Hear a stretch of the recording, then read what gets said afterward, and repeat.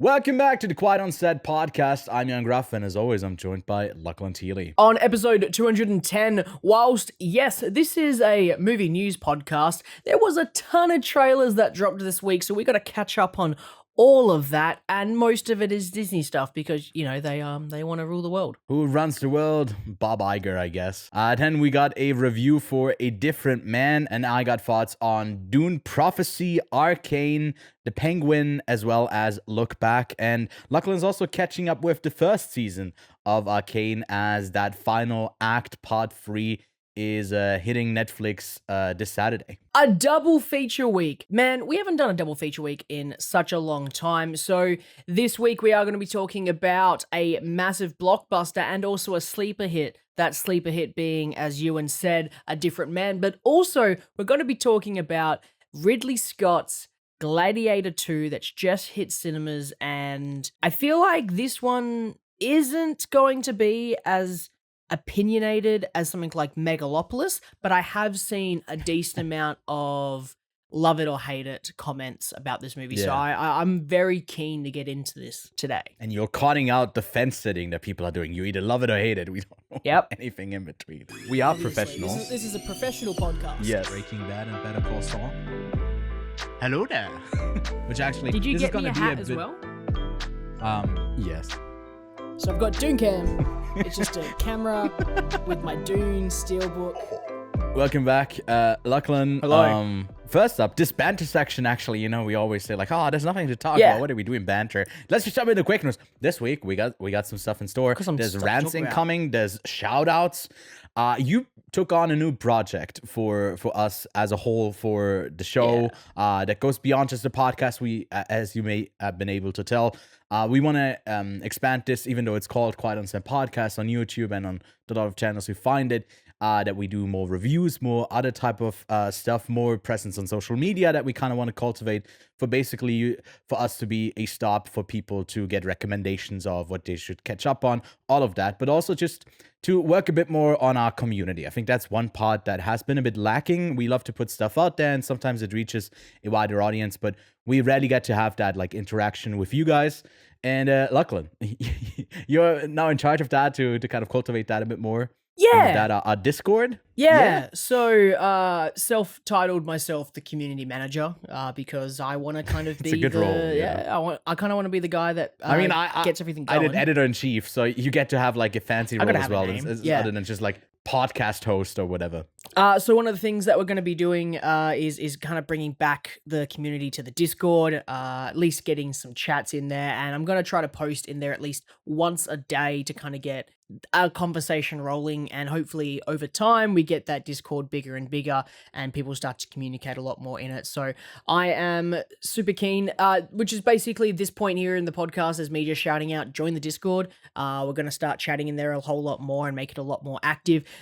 We're going to have each week, we're going to have a different profile we're going to promote. We're going to have a different list we want to talk about. And obviously we already have a whole bunch of stuff happening in there in terms of like different chats that you can chuck lists into, talk about your own profiles. We also just have like a general movie talk, just a general chat. So there's all stuff there that you can just kind of talk about, but we just kind of want to start making it a little bit more active and start posting a little bit more in there to get that conversation rolling. And in the weekend, we're going to kind of post a movie that we're going to like weekend watch along with us. So I was just going to do Gladiator 2 this weekend because obviously that's what we're recording about, and hopefully everyone's going to go see it because it's a big movie and it's probably got a lot of and because of the online discourse of whether you love it or hate it, I feel like it's a great conversation starter. So yeah, join the Discord. We're making that server a bit more active than what it currently was sitting in, but also strap in because this is going to be a long show today.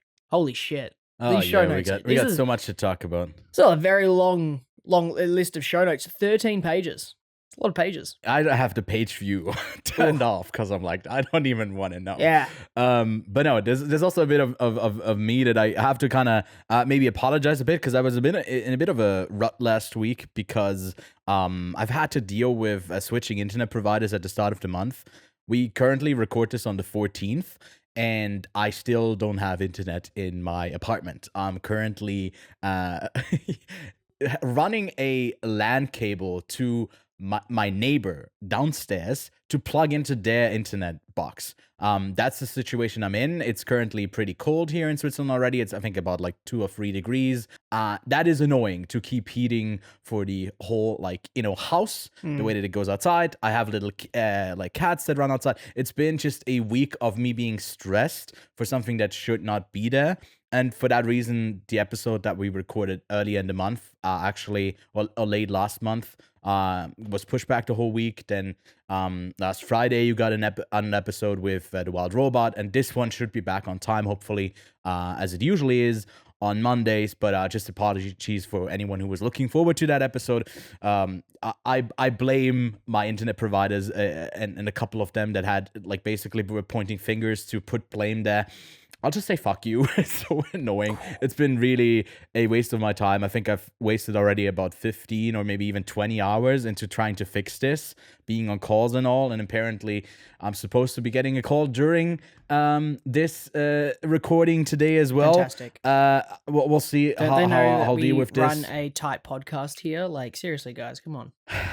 Yeah, I don't know. I need to get compensated for something. So, like, on a bit of an impulse buy, I ended up, for the tech heads out there, I ended up getting a 20 terabyte external drive, and I'm very happy about that because I'm constantly running out of space here as well, trying to, like, arrange stuff back and forth, and it always takes a shit ton of time.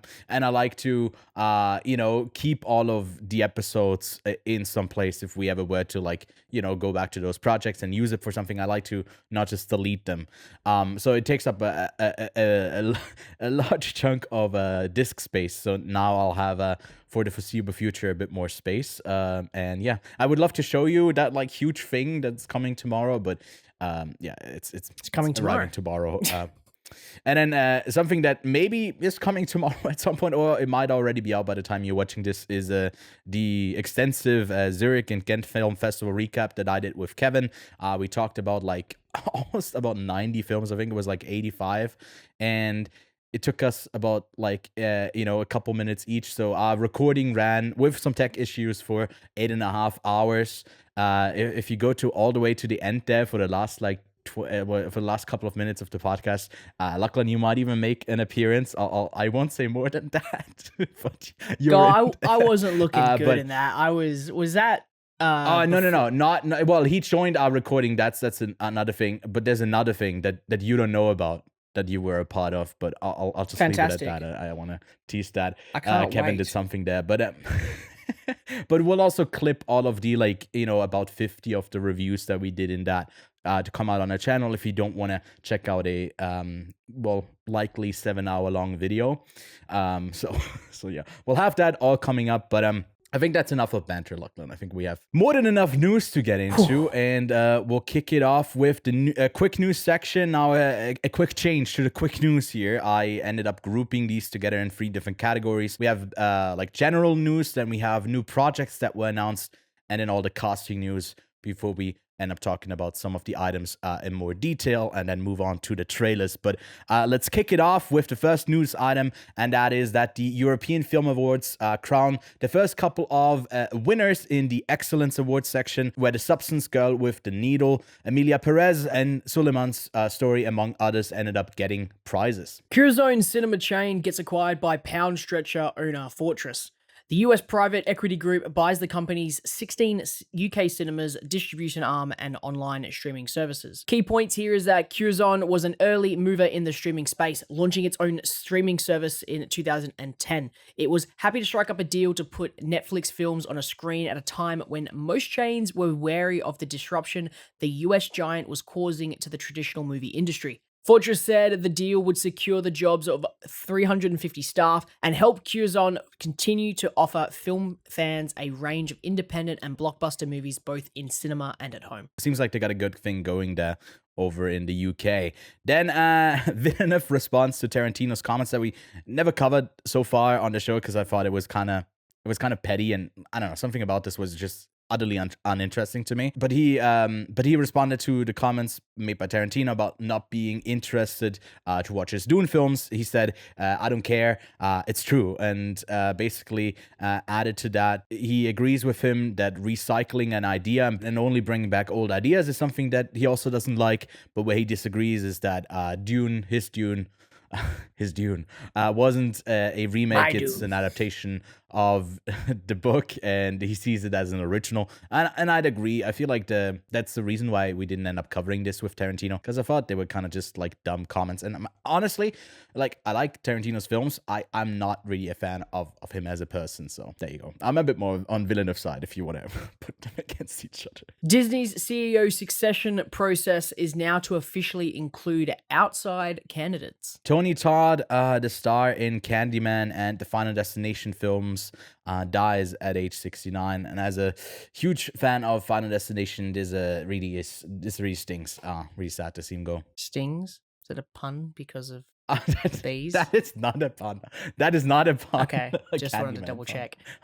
D23 Brazil happened, so we got a new look at all of the upcoming projects and new trailers for some of them, such as Thunderbolts and Captain America Brave New World, and so much more. Amazon Freevee will shut down, and all of that content that was over there will end up just being on Prime Video now. HBO boss Casey Bloys says Euphoria Season 3 will begin filming in late January and everything is all ready to go. Season 3 will be 8 episodes long, and this comes after the rumors that Season 3 was falling apart. Then Glenn Powell was asked for comment after Tom Cruise was naming him as a potential successor in the Mission Impossible franchise. He said, "Mom would never let me do that." I don't know what that means, but we'll discuss that a bit further, if he would be a right candidate, or who would be. Denzel Washington says he will retire from acting after his next batch of films. A film about a military leader, Hannibal, Black Panther 3, which Ryan Coogler is writing a part for him. There's a new Steve McQueen film in the works with him, a film adaptation of Italo, and the King Lear project. And then we got the first look at the Donkey Kong Country Land coming to Universal Studios Japan, and I think it will also come to some over in the States. And yeah, it looked interesting. But let's talk about the new projects that were announced this week. Ice Age 6 is in the works and sets a release date in 2026. Hiro Murai makes his feature film debut with A24 samurai film Bushido. Murai will direct the script from Henry Dunham, who did the standoff at Sparrow Creek, and Ari Aster is set to produce. Russell Crowe's action pick, The Last Druid, is his return to battle for the Roman Empire and is getting a worldwide distribution. Perfect timing here. Netflix is developing an English language remake of the South Korean gangster flick A Bittersweet Life from Kim Jae-woon. Ridley Scott and Paul Mescal are already wanting to re-team for the Dog Stars. Lana Dunham is writing a movie about FTX founder Sam Bankman-Fried for Apple and A24. An Idle Hands remake is in the works at Sony. Finn Wolfhard and Billy Burke are writing the script. And now we've got a ton of casting news. First up, Melissa Barrera has been cast in Western thriller In the Cradle of Granite from Ariel Escalante. Gal Gadot is set to star in Kevin McDonald-directed thriller The Runner from Amazon MGM Studios. Benedict Cumberbatch, Rosamund Pike, and Anthony Hopkins have been cast in Guy Ritchie and Black Bear's Wife and Dog about the backstabbing world of a British aristocracy. Drew Starkey, most notably coming from Queer, joins A24's Onslaught.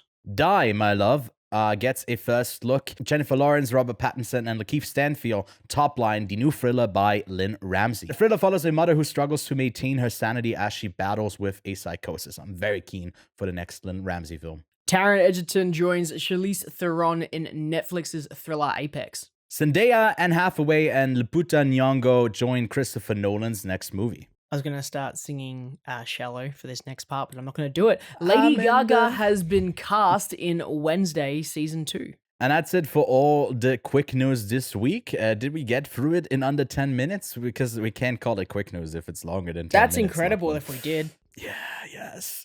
It's like each week, I would love to have someone like run a timer as they watch our podcast, but it's always like live split and thinking how fast. Yes, they did it quicker this week. But we have a couple of things that I want to get a bit more into. Do you want to pick one that like you want to discuss a bit further? First? Yeah, sure. I think it was one of the earlier. You know what? No, I just want to quickly touch on. I completely forgot Lynn Ramsey was making a new movie, and I am so keen to see that because all of her stuff is absolutely fantastic. And other than that, the only other thing I think that I want to quickly make a quick comment on would be just on Tarantino. He seems to be on a rampage of making very unapproved comments that people are just like, I don't agree with you on that, and I feel like he's losing his touch. He's a loose gun.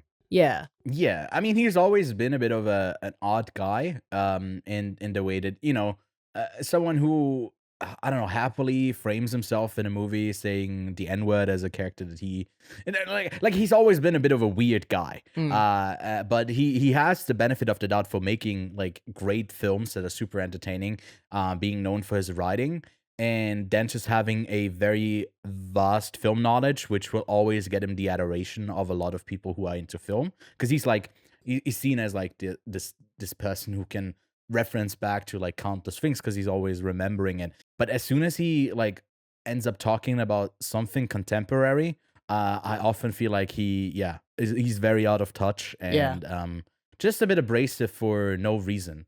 And I think that there was I don't like listening to him talk at all. An article even like the other day from like a quote about Ridley Scott not believing Tarantino will retire. I think the quote was like, "Shut up and go make another movie." Which for someone coming from like that's such a Ridley Scott thing to say. Because he literally is always making another fucking movie. Oh, yeah. Continue. Fuck you. By the way, Ridley Scott is like almost 90 years old. I think he's like 80, 85, 86 or something. And he's making a fucking another movie, and he's just like finished Gladiator. I wouldn't be surprised if I just go onto his letterbox right now. If I just go, not letterbox, IMDb right now. I bet you he's got like 4 things in his like upcoming credits. Yeah. He's got 18 upcoming producing credits. He's got 6 upcoming directing credits. He was asked about that recently in an interview as well, because he turns, I think on November 30th, he turns 87. And he was asked about like retirement as well, and like if he were to keep going, or how long he's keeping going, or if there's still like, he's like, I'm having fun. I'm gonna keep doing this until I can't, basically. And yeah, I don't know if we get like his best crop. 1937. It's crazy, yeah, right? He was born before like World War II started, and he's still like obviously Clint Eastwood is one that's like 94, still like cranking out a movie, but he also has a fast turnaround. Ridley Scott is doing movies a bit on a bigger scale, and I'm truly impressed. But we'll get into that a bit more, I guess, in detail later on. But what about that next project that he already announced with Paul Mescal? The Dog Stars. I don't know anything about it. In a post-apocalyptic world, a virus wipes out humanity. Survivors face roaming scavengers called Reapers. Protagonist Hig, a pilot, survived the flu but lost his wife. Wow. That was such a great start to that, and then it just fucking shits itself in the end there. Protagonist Hig, a pilot, survived the flu, but lost his wife. Is it based on something? Yeah, it's based on an apocalyptic thriller from Peter Heller from 2012. Okay. The thing about like Ridley Scott is as well that maybe some people attribute him as like a writer-director, but he's a director. He's not really a writer at all. So Mark L. Smith is going to be I guess writing it, and from his credits, I haven't seen a lot of his stuff, but he's mainly done horror films, I see, and then something like The Marsh King's what is it called, Daughter, with the one with Daisy Ridley, that I thought to be quite bad, but that was also an adaptation. And to me, it's often the shortcomings of Ridley Scott's work. Again, we'll get into that a bit later on, in like the dialogue that he ends up getting, and some of it just like ends up being quite lackluster, and sometimes like some in the original Gladiator, it really can pull itself out of there to craft something great. that maybe from on a script level you didn't have something amazing there, and he elevated it, but sometimes you just can't. So it's a bit of a coin toss. And when we talked about like his whole filmography, when we did his bracket, that came up as well. Like his inconsistency is interesting, but there's always something to it that, at least in the stuff that even we consider to be like his lesser films, there's something that still like grabs your interest. It's not like even Exodus, like his crazy stuff. There's still something that is somewhat intriguing, even though he delivers like a 2 out of 10 movie there. And then for you, who's constantly, on the lookout, what should I watch? I got limited time. What do I keep watching for the rest of the year? I think the European Film Awards are actually like a great indicator for some of the maybe because the states are always going to focus on their own films first for the Oscars, and you always get a limited view of, I guess, what's out there. And then this roundup is more reflective on the highlights from film festivals that maybe this year you didn't get to attend. So it feels like a great catch up. Like, for example, The Girl with the Needle was one of the films that one of the best films of the year so far, I'd say. And I got to see that in Cannes. And so far, I haven't really seen a place where it's getting a release. That's a Norwegian film, and it ended up getting 2 prizes for production design and original score. And I'm happy about that. Maybe it puts a spotlight on it, and maybe it has a shot in getting into international Oscar, at least on the short list. That's one that you really need to put onto your radar, Lachlan. I don't know if you'll get to see it this year. Probably not, but it's on the list. And then Emilia Perez, I really didn't like it. That's one that is like on Megalopolis level of like people hating it. There's also a lot of people loving it. So it's like the reverse of Megalopolis, where there's, I'm on the side of not liking it. It just dropped on Netflix this week in the States. So if you got a VPN, you can go check that one out. And then like The Substance we've already covered, ended up getting one for visual effects. And they still have a couple more of these awards to give out. This was more, I guess, the technical side of like cinematography also went to The Substance. Editing went to Emilia Perez. I feel like there's just a lot of editing in Emilia Perez. I don't remember it being particularly great. And then another thing, like for sound, there's a shout out to L'Histoire de Suleiman's story. I ended up getting to do an interview with the director at the Zurich Film Festival, but it has a premiere slated in Switzerland for early January. So that's likely when my interview will come out in pairing of the Swiss release. But yeah, that's another one that I put onto your list. So Suleiman, Girl with the Needle, and then I guess by reasons of popularity, Emilia Perez as well. That extends to you, viewer, if you haven't seen it. If you haven't seen The Substance yet, if you can stomach it, then obviously that gets a full recommendation from us as well. Circling back, I guess, to people related to Gladiator 2, what do you think about Denzel retiring? You think he'll stick to this after the next couple of film projects, or you feel like he'll do this and then he's like has another spark and new projects come up and he ends up working for longer than like 5 films? Denzel is a fantastic actor, and I'll get to him in a uno memento. Yeah, because he's a big part of Gladiator 2. I feel like he's going to be very much like Daniel Day-Lewis in the sense that retires because maybe he wants to be around family and whatnot, and he's got kids that are acting, so let them do their thing. Daniel Day-Lewis is coming out of retirement for a second time to do a film for was it his son, and maybe something gets his interest. But I feel like Denzel in the past couple of years has definitely played more interesting characters. In Macbeth, Tragedy of Macbeth, I think he played a really fantastic role. And I think in Gladiator 2, he does something a lot more fun as well, a lot more theatrical. And I mean, he might just do like a Tarantino and retire from movie acting and do TV. We have no idea what he plans to do. But I'm totally for it, man. Like he's a fantastic actor, and let him rest. Let him just chill out, man. Yeah, I mean, he's also one of the high-profile films for the rest of the year. He also worked as a producer on The Piano Lesson, a movie that comes out, I think, in the States this week in limited release, but then on Netflix in 1 or 2 weeks that we'll definitely cover. And doing more of like the Ridley Scott thing of producing stuff while still having like his hands in filmmaking. but maybe not as an active role in front of the camera. And it just takes the right project, right? It just takes a good project, and I feel like a couple of these are great, like a couple of films to end it on. Like notably, you got another like huge blockbuster if there's a role in Black Panther, because I feel like that whole franchise has been a great thing for representation that goes beyond just the typical type of black characters that often are like he ended up getting to play, and because he's such a generational talent, he often got to go beyond, and that's a rare thing. And kind of, you know, tying that into more of the just commercial stuff, having those types of roles is like, you know, if you look at his range of things he's done, then Black Panther feels like another. There you go. This is like, you can do it all. You can do the blockbuster, but you can do the fucking stage play, live theater thing of Tragedy of Macbeth. And yeah, it's a great thing. And then yeah, lastly, I guess the new CEO thing. This is a bit technical, but I don't know if we truly care because we'll talk about Disney in a bit with like some of the trailers, only briefly though. But there was a whole back and forth with Bob Iger taking over in 2003, then retiring in 2021. His replacement Bob Chapek really not really living up to what Disney wanted, and then he was let go in November 2022.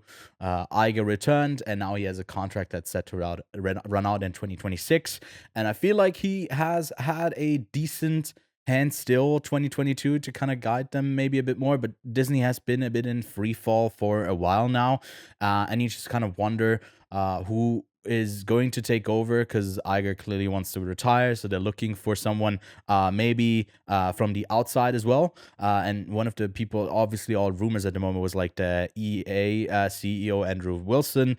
They were also looking into the potential co-CEO thing that Netflix has going with someone who Damaro and Walden. Damaro works for the like park side of it, and Walden I think is involved in the some of the more creative aspects of like the content creation for them. To me, I don't know how much of a sway I guess CEOs have specifically on the individual projects, because there's always going to come down to like the people and the stories you kind of want to invest in. Obviously they have a lot of say into that, but you just hope that Disney gets back into the swing of things where they maybe can create something that isn't just a rehash of like trying to grasp onto something that maybe they've done in the last 20-30 years. I really want them to succeed. I feel like they haven't been on a great run recently. But Lachlan, I know I'm getting a totally serious answer for you, but who would you want to see as the CEO of Disney? There's this guy that runs this other small company. Name's Ewan. No. And I could totally see him Ewan yeah, why don't you run Disney? McGregor? No, you. I run Disney. Why don't you do it? Yeah, the Disney. Why don't you apply? Well, now I could apply as well. Answer. What if I apply? I thought you were gonna say Chris Pratt or something, like, because he can play. Oh fuck yeah! I should have said Chris Pratt. That's so funny, actually. It's Dwayne the Rock Johnson. Yeah, exactly. I mean, from that recent first pick that we got to see of the Smashing Machine, he looks like he can go and get into that role. The makeup work there is great. Then let's move on to the trailers of the week, and we got a first, or no, not the first one, but a second look at Secret Level season 2. Season 1. Season 2 isn't out yet. Season 1, it's out December 10th on Prime. To me, like, I was looking for, okay, what games do I recognize? And the Sifu one just really stands out stylistically. And I feel like that one makes, to me, the most sense to have like a story told around it, because it's essentially just like survival, hack and slash, revenge movie. Simple plot. Yeah, there's also a cast list out there. Like Kevin Hart is on there, Arnold Schwarzenegger, Keanu Reeves, Ariana Greenblatt. That's some people that I would know from that list. And there's obviously, I assume, a bunch of like voice actors for games in there. Did this pique your interest? Even some, I feel like we're both on the side of like when this drops in December, we'll definitely check it out as soon as we can. But anything that like got you excited there? I will join this conversation in 2 seconds, because I have just come across an article which I think is absolutely fucking hilarious, and I think needs to be in the news segment before I just need to find out whether or not it was actually shot. How do you mean the red? You mean the red one comment from Dwayne Johnson? Yeah. Have you read Yeah, that? yeah, the one with like sitting in He Nolan's sat seat in and and like he was saying, like, "This is game over. I gotta make red one." That is the funniest. This is the funniest thing I have read all year. Just so everyone, yeah. I've got a Variety article up here where I Dwayne mean, "The Rock" Johnson watched Oppenheimer in Christopher Nolan's IMAX seat and thought, "Holy shit, this technology for red one is game over," because he IMAX thought, was made for red one. yeah, oh god, this is that is super funny. Yeah, there was also a thing about like him saying that he pisses in bottles, and I just chose to not include that in news. Kevin ends up compiling a not? bunch of news items for us each week, That and I forgot to shout him that out. is what the people want, Ewan. I want the piss bottle I know, but I stories. just, no. Him and Tarantino, I just like, I feel like they're so cringe sometimes in the way that they talk. Like him in corporate speak, always selling out for whatever he's doing, and then Tarantino just like shitting on everything. It's two vibes that I can just like not deal with. Or I couldn't deal with this week. Maybe I'll blame my internet provider. Next week we'll have news on whatever he pisses in next. Secret Level. Secret Level. I am very keen for. This trailer didn't do anything more to excite me other than playing one of my favorite songs, which was in something else recently. It was in like a free to play game, and I was like, is M80 they're just fucking licensing the music to anyone? It's the outro song from one of their big albums. I am keen for this. I super am. I think it looks stunning. I want this on 4K. And I will get to something very shortly because I watched something and I went out and bought it on 4K. Like that, because I found that it was available and I was like, I have to get my hands on that. I'll talk about that shortly, but I am super keen for this. I know what it is, and I don't have to wait sorry. much longer. My nerd moment. Yeah, you probably know what it is. I was like, I know what it is. yeah.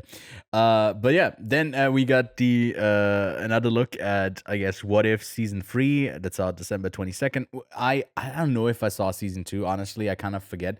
The shortcomings of, I think, this Marvel show is that it doesn't feel like it's a what if of like, you got the whole Marvel universe to cast from. It's whoever's currently in their phase and they have available to like do their projects with, and then they kind of spin stories around them, and it ultimately feels very like, I don't know, limited in the way that they do it, and they kind of prop this trailer up like that it ends on Storm. It's like, hey, here's X-Men in like the unlimited Marvel movie thing that we do in animation that all has the same style.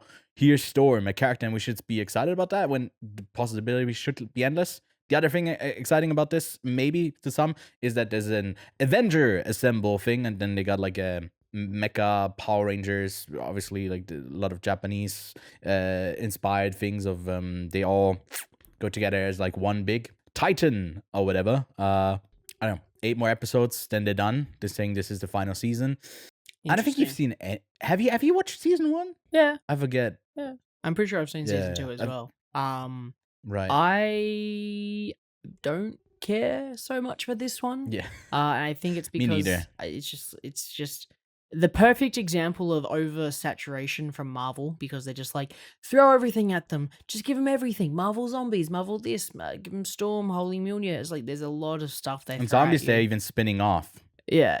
into its own show. And it's why it's just so much to spin off, and you're just saturating the market with quantity, not quality, and that is not what we should be going for. And I realize that there has been an uptick in anthology series. Obviously, we have What If, we had Star Wars Visions, we have Love, Death, Robots, Secret Level, a great example. We just literally talked about that, and I'm trying to figure out why we can't instead just get one season of a particular story instead, because I feel like whilst I like the short consumption part of Love, Death, Robots, I never felt that, like, I felt that some of the stories could definitely be expanded into longer narratives and definitely delve into deeper themes, especially the I can't remember the name of it, but the one where they're immortal, and if they have a kid, then they give that up. Like that's such an interesting one. There are so many of those episodes that, Yeah, the one where they're like, I want Idaho or whatever it is. The ones where they are like in these little robots and defending the Yeah, the place. there's Is just that Love the one Death in Robot Idaho? episodes where it's 10, 20 minutes and that's it, and that's all it needs to be, and that's totally fine. I totally think that's fine, that's cool. But there are particular episodes where I feel like they could expand into a whole season and spin that off, and I Yeah. really hope that The cat ones. Secret Level is actually kind of successful, because if Secret Level is successful, Yeah. it'll show that people want more of this. And I watched Arcane, and Arcane was spectacular. And I've seen Cyberpunk last year as well, and that was Edge Runners, and that was spectacular as well. And I got super excited with all of these video game adaptation stuff, and they're kind of like testing the grounds here a little bit, testing the waters a little bit with Secret Level to see what people react to, because they're obviously not going to make Concord spun off into a TV show, because that game got shut down straight away. Mhm. But why not give us like a Warhammer TV show, because like or like animated TV show, because that would be wicked. Why not give us a Sifu like series? Why not give us I don't know. I think the Pac-Man one can kind of be like a one and done episode. I'm not gonna lie. I'll give them that one. They can Yeah. kind of leave Pac-Man the way it is. But there's so many games in here that like give me a Dungeons and Dragons TV show animated one. Like The movie was successful. animated one. Yeah. Yeah. Yeah. Like, give well, me some of that. I mean, the movie was successful in making a pretty entertaining movie. The I don't Outer think Worlds. like commercially, I think they wanted more. It's an But yeah, RPG. it's just massive endless world. potential, Yeah. right? With RPG, and I think we talked about this a bunch, but it's been a while since we last did. But the like decline of like fantasy stories being told that aren't just Middle Earth or I Yeah. guess Game of Thrones, something that is just like different, just a one-off thing, just a nice set of characters and there a is cool so story, much- a nice world. like Warhammer, for example, there is so much lore, and it gets real dark.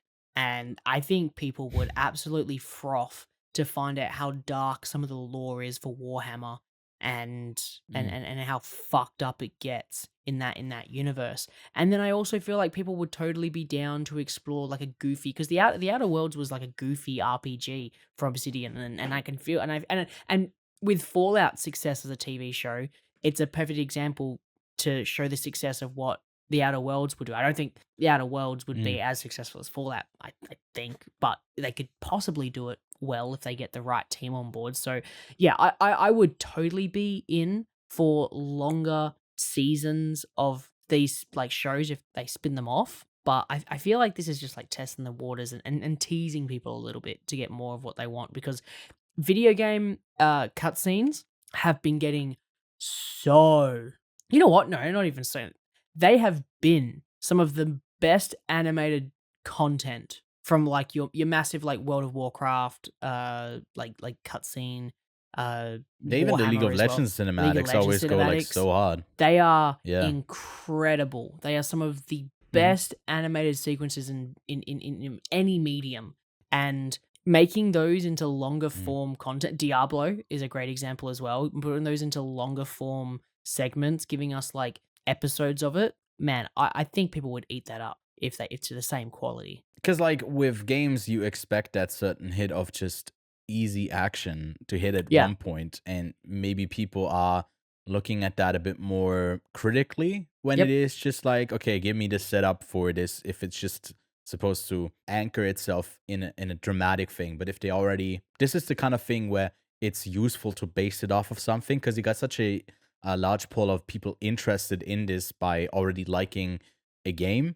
And instead of doing the tie-in games for films did it for like where movies did it in the like early 2000s for games, like to make a easy spin-off that did it themselves, they were usually kind of shit. The other way around, it actually works quite well if you work with animation. I love that the what if season 2 goes like, well, what if we just don't talk about Marvel fuck it. and end up Let's going go back to the Secret Level. Well, we'll run through some of these a bit quicker, because we've already talked about something like Carry On, that's out December 13th. And I gotta say, like Lachlan says, it actually looks quite good. We get to see a bit more of Jason Bateman as who seems to be debate man of whatever he lays for Taron Egerton to kind of survive, and these tensions all set in like the airport. To me, this looks pretty tense and fun. Looks like a good thriller.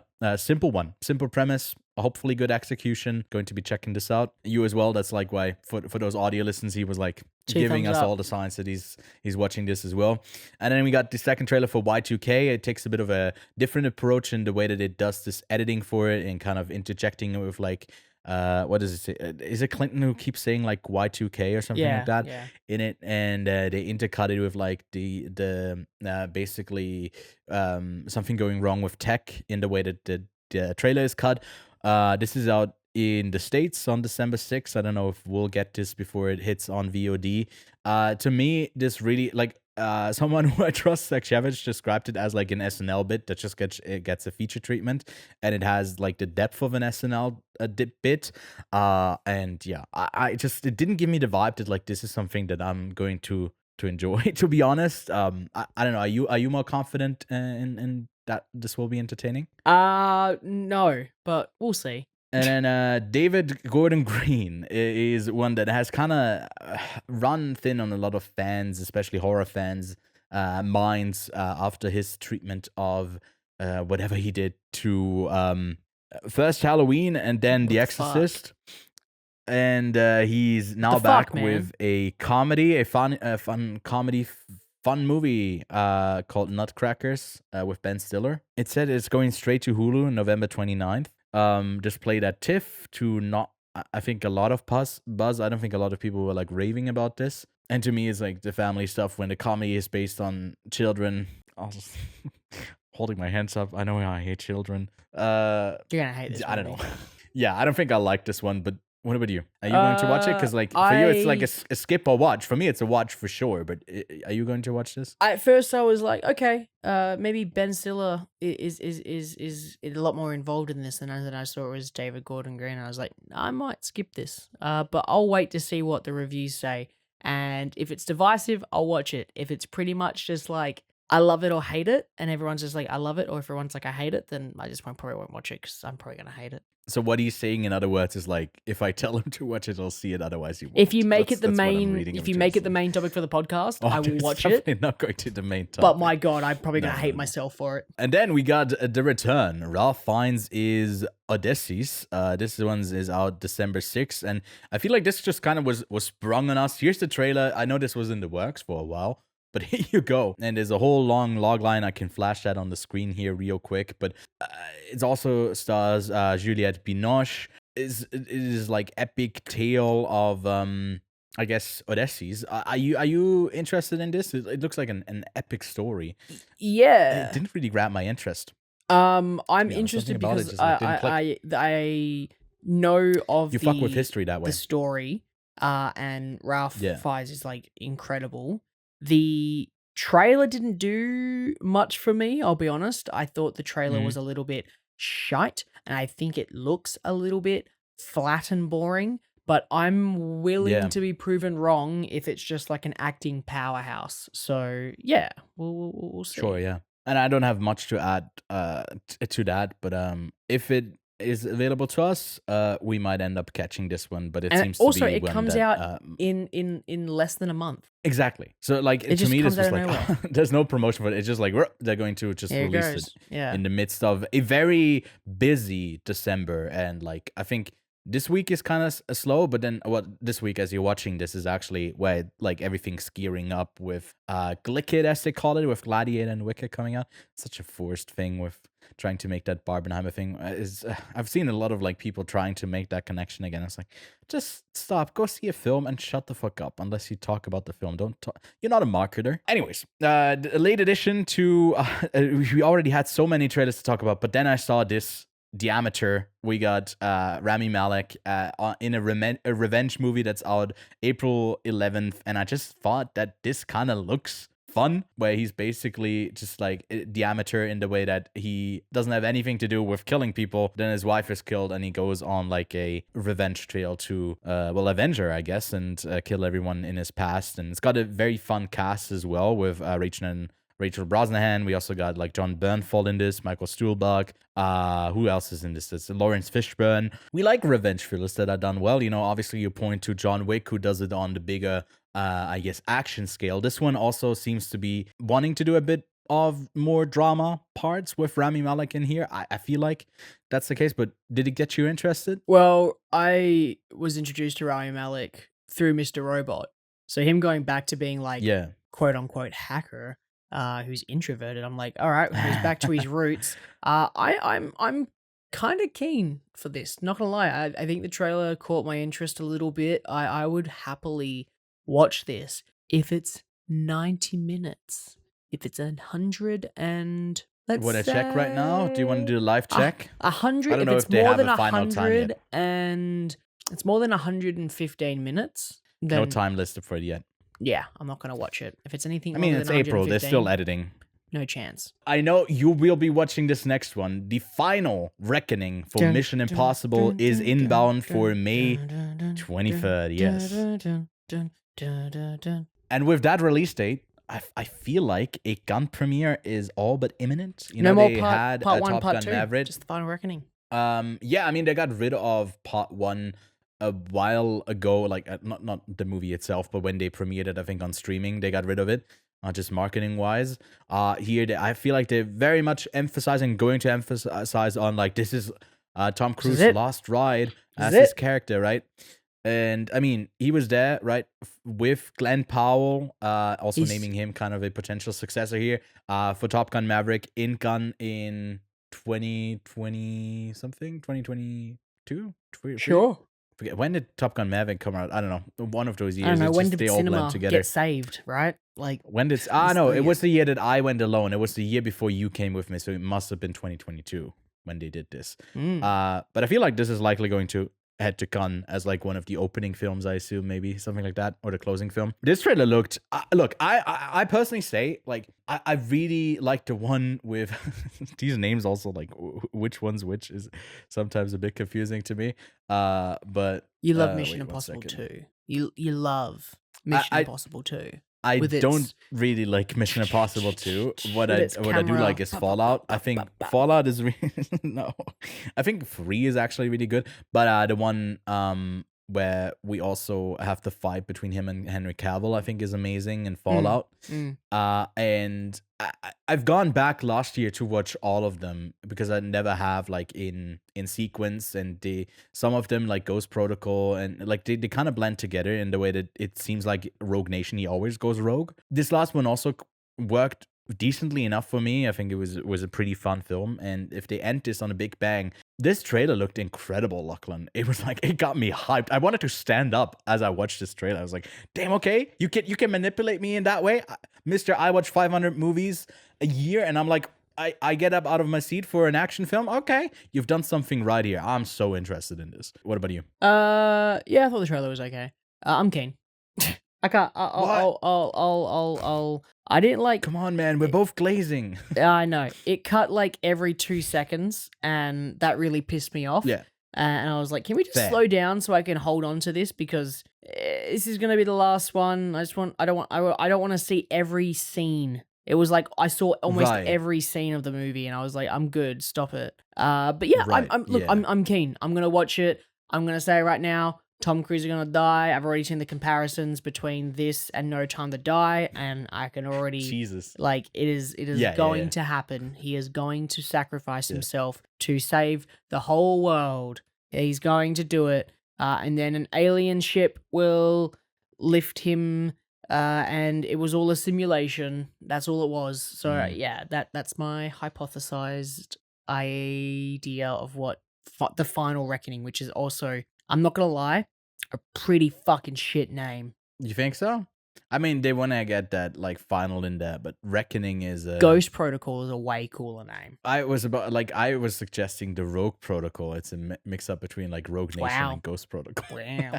To make it even more confusing for people watching this, you know. Then the final trailer I want to briefly discuss is Mufasa the Lion King. Final trailer there, out December 20th. I think they really were taking the feedback in from people saying it just looks like there's no expression on these animals, and it just kind of looks odd when they talk. I feel like that is still the case, just because there's something about this that just like feels like they're talking over footage. They're not speaking as the characters. To me, this looks really cursed. I also was a bit perplexed by why at the end they say introducing Beyonce Knowles Carter, when I don't know, was something changed about her name, or like she was in the last one? They're not introducing her. We all know who fucking Beyonce is. Yeah, and I also don't like that Mads Mikkelsen is once again just like cast as the villain in a big blockbuster. Just get the man some other roles. He's a nice guy. He's a nice guy after all. And we'll cover this because it's a big movie, but I'm very much not looking forward to this. Even though, we got someone directing it who is very much capable to make great films. And we also said like Aaron Pierre, has a great voice for Mufasa. And even though Barry Jenkins is doing this, I can't help but really not give a shit about this. But yeah, what about you? You a furry? I'm watching it now because I haven't seen it, and it's like, oh, whatever. It's a bit of a nothing burger, yeah. It's not. I'm trying to find this scene where it introduces Beyonce. Oh, it's at the very end when they list the casting. Is it? It says like introducing Beyonce. Yeah, it's just like when they do the cast list. Oh, there it is. Maybe it's saying introducing Blue Ivy Carter. And then it says Beyonce. Because I feel like it's probably her daughter's like first big role, and then it says that's Beyonce. what I was thinking. Yeah, is it that? Yeah, maybe I don't know. I also don't care about this Nepo shit, so I don't know. I'm just all in bad spirits. Man, you fucking hate kids, don't you? You're like, I hate kids. I hate them acting. Especially celebrity kids. We should just hire I can't old stand people fucking and Gracie de-aging. You would prefer an old person being de-aged than them getting an actual child actor. But you know what? That's good because you don't like child slavery. That's a positive thing because the movie industry for children is basically child slavery. That's all I'm saying. All I'm saying is that it literally is child slavery in the industry for children. How do we get here? Where's Robert Zemeckis when you need him, man? Yeah.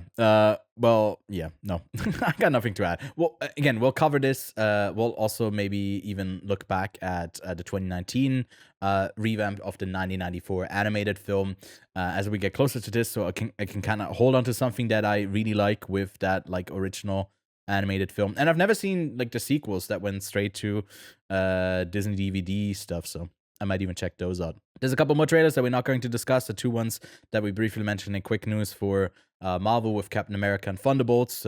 Harrison Ford goes big red as Hulk. And this trailer was like, that one was laughably bad. It had like lines coming down and was all cut like a serious thriller. And it's like, this is a goofy movie. What the fuck are you doing? And in Thunderbolts, the only feeling I had was like Sebastian Stan, a different man. This and what's the other movie he was in? The Apprentice, Florence Pugh. Y'all are too good for this. It's good that you're getting the money, but Jesus Christ, maybe this like half mediocre script with a lot of comedy focus will get something out of it because they are like elevating whatever's on there. But I don't know. Some people seem to be liking the approach this trailer has because it has like reminiscing the banter that kind of worked in some of the MCU films. Maybe it works until they deliver something good. I'm going to keep saying it kind of looks not that great. And then Bridget Jones mad about The Boy. I think this is the fourth one in that series. Kelly, previous host of the podcast, she put me onto watching these at one point, and this goes straight to Peacock. And Hugh Grant is in it. Obviously, he was the love interest for all of these, and it sounds like the voiceover she's recording like in her closet at home, and then they kind of put it over the movie. It just looks not that great, but yeah. Lachlan, it's been over an hour in our recording time, and we've just barely scratched by with a flesh wound to get out of news. And this is another reminder for you to join our Discord where we'll be doing more stuff. You can also leave a rating over on Spotify and Apple Podcast for us, or consider subscribing and leaving a like on the channel and maybe sharing it with someone who'd also be interested in our discussions about, hating Mufasa, The Lion King, and all of the other stuff we got into this week. But let's get to what we've been watching.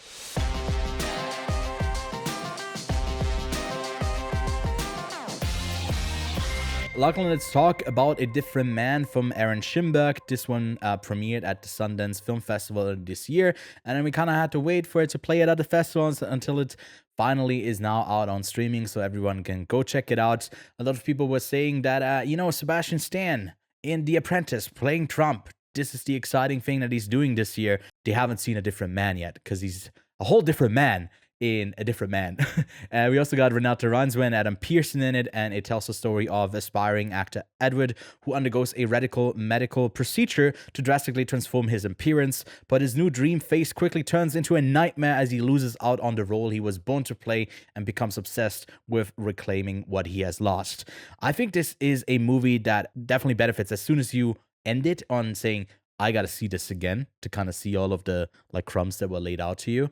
And I gotta say, I didn't completely get everything they were doing, because some of it is almost going into the fantasy realm of how is this possible? And it's okay, this is the idea that they put forward, and that's really interesting. Okay, it kind of went by in a flash, just in one conversation. I had a great time with this. I gotta say, I haven't done the rewatch yet. I definitely want to. I gotta hear from you, Lachlan. What did you think of A Different Man? I was a little bit shocked, honestly, and I think that's going to become a theme as we go along this What We've Been Watching segment, because I didn't really know what to expect from A Different Man, and it definitely wasn't what I sort of expected, in the sense that I didn't realize I was going to laugh that much because of the absurdist style of comedy that they decide to go down, the ridiculousness of the situations that Edward finds himself in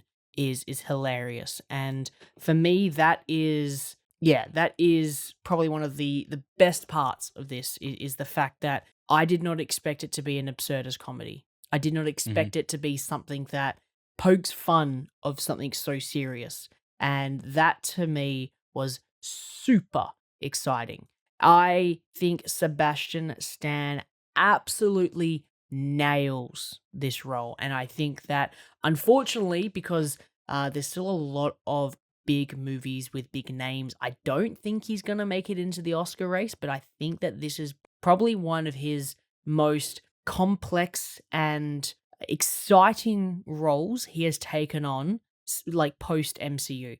There was Fresh, was it last year or the year before, that I thought was actually really good. Yeah. And I think that in The Apprentice he does a fantastic job as well. But with A Different Man, I was truly taken back by what he does. And that is not just him, that is also is it Renata Reinsve. I really like her as an actress. Obviously, Worst Person in the World was my favorite film of 2021. Yeah. I don't think if she completely works for me on the first watch, maybe she's better for me on the second watch. So the reason I liked her is that her entire job was to make me hate her. And I fucking did. I could not. Yeah. Because at first I'm love interest. Sure. Oh, actually, she's a piece of shit. And she's taken advantage of this situation. And I really enjoyed her. What seemed like manipulation towards Edward especially was super exciting for me. And for that, I absolutely adored everything that she did, because honestly, she was making me laugh so much. But there was no one that made me laugh more than Adam Pearson. Because he was so great in this. He was fantastic. Yeah. But more than anything, it's just the calm, confident nature of that man just addressing Sebastian Stan, who as his character has gone through this procedure to become more confident, that he is oozing charisma through his fucking eyes, through his fucking teeth, just coming out. Every single word he says, it just sounds cool. Everything, he can just say the stupidest sentence and everyone's like, man, this guy is crazy, because obviously he oozes confidence from this unfortunate body that he was not able to control, that he was just dealt this card, but he fucking rocks it, and everyone's just like, this is crazy. And that made me fucking laugh. That, as soon as he came onto screen and he was just like, boom, oh, I'm sorry, I see that this role has already been taken over. Yeah. And I was just like, what? Quietly, Yeah. I was like, what? Yeah. I was like, I did not see this. I did not see this coming with how crazy confident this character was. And I think that was like the balance between Sebastian, Renate, and Adam all together were just perfect for me.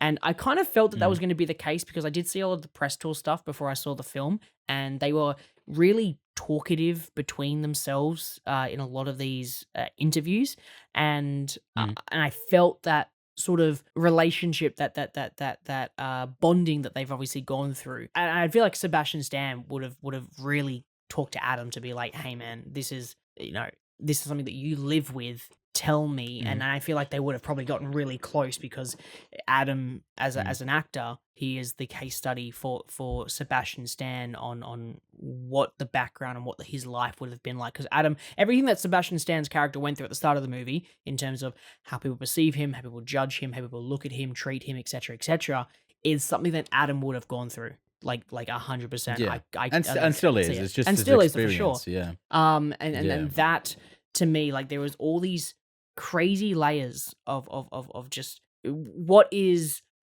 in reality like it's a fucked up situation that he found himself in. Like obviously this procedure doesn't exist, and he's found himself in a weird location. This is Edward, obviously a character, and each of these things that just keeps getting added on, and this spiral that he goes down, which to me was just engaging as a narrative to watch him rise up, or at least or be rock bottom, rise up, which again I'll probably get to something like this later on in Gladiator, but rock bottom, rise up, and then hit rock bottom again, and then try to start fighting everybody, because it doesn't. I think I took this out of my review, but one of the things I wrote but I took out was the fact that one of the things I realized about this film is it doesn't matter physically what you look like, and that could be, you know, your race, your gender, all that jazz. If you're a piece of shit, you're a piece of shit.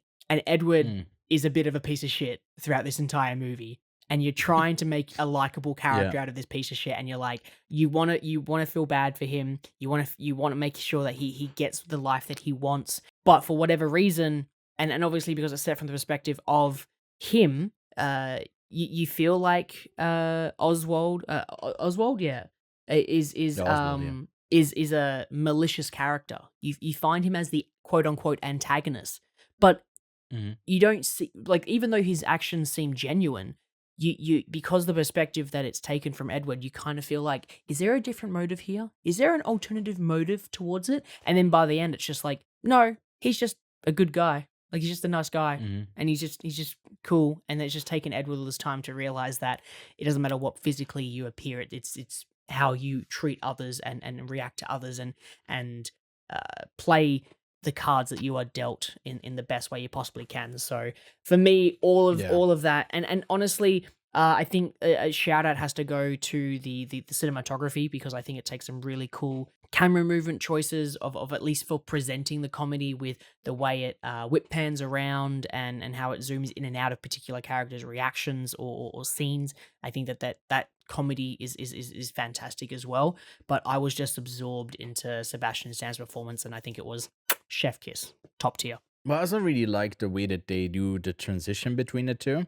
And like the prosthetic work there is like excellent. Yeah. If this Dude, body another horror. year where the substance wasn't out, then Crazy. this would be a contender. Yeah, for sure, dude. I completely agree. And you bringing up the press tour things.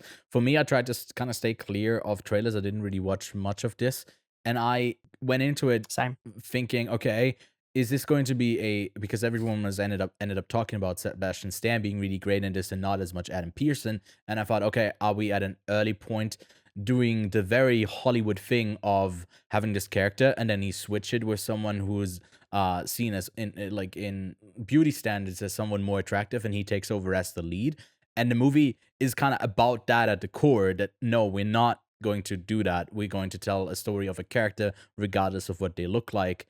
That is going to be the core theming around it, because like everything in theme and like in the story that they tell, like make a play about it, is about the experience of someone who so funny. It gets so meta in the layers, but it adds to it, not in service of just making pointing something out in the real world, but in service of the like character progression in what this is about, and that is just good writing overall. So shout out to Aaron Skimberg or Schimberg, I don't know how you say it, but he's also the writer of this, and he's worked with Adam Pearson before. He's also made features with him. I know I talked about this on Zurich Ghent recap because Kevin also saw it, that he'll be seeking out another film of Skimberg that's called Chained for Life. That came out in 2018. So yeah, an interesting filmmaker, and I think a very good film that is going to go underwatched. I feel like just because there's a lot of like buzzier films out there that maybe take priority. I think this is a quite challenging film and like trying to make sense of what's actually going on. But like you said, it's also a very entertaining film. Yeah. I gave this an 8 out of 10. I think I can very much recommend it. And I think you'll join me on this, Lachlan. I gave it a 4. I almost said 4.5. I gave it a 4 out of 5. I'm not giving it a 4.5. Sorry. I went with the out of 10 rating there. So sorry, Crazy. I threw you off for. You're right. We're letterbox boys. All right? I don't have the hat right here, but I do have a hat with letterbox on there. But today. yeah. I just realized. Didn't realize. Oh my god, yeah. Didn't realize we were matching hats. My hair's gotten so like long that because I've taken up running. Can barely be contained. It's a big hat though. So I've decided, and I probably am contained. going to commit to this, but I'm saying it on the podcast now. I need to get a haircut, but it's getting so hot now because summer's coming in. But I wasn't going to cut my hair until I get to my weight goal, which is like a couple kilos, and I was like, it's going to take me like a couple of weeks to cut down if I'm doing it hardcore. You're gonna get to your weight goal just by cutting off your hair at some point. You know what? That's probably I could probably shed a kilo just from the fucking amount of hair that's on my head right now. So yeah, you're not wrong. Then there's a couple of things that I watched this week. It was supposed to go into last week's show, but I finished the first season of The Penguin, and I think that show had a good quality level throughout. It does have the couple of things that like you stretch a story like this, so there's what feels like a couple too many storylines at points, but I like what it does and how it leads into the next Batman film.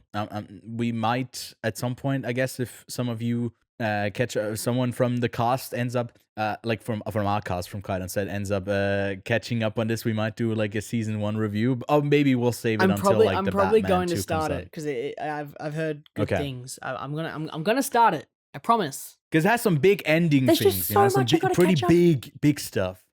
And there's some quite a few teasers in there that are exciting to talk about that aren't just like, here's an odd reference, but it also kind of works on a character level quite interestingly. I liked where it ended up, although it has its ups and downs. I like it goes from, I'd say like a 6 out of 10 show to at most like an 8.5. I don't think it's like up there as being one of the year's best, but if you like that Batman universe, I think it's definitely worth checking out. I also caught the first 2 episodes of Dune Prophecy. Thanks for Warner Brothers and Max, I guess, to provide me with the screeners. And by the time this episode comes out, I think episode 1 will have premiered.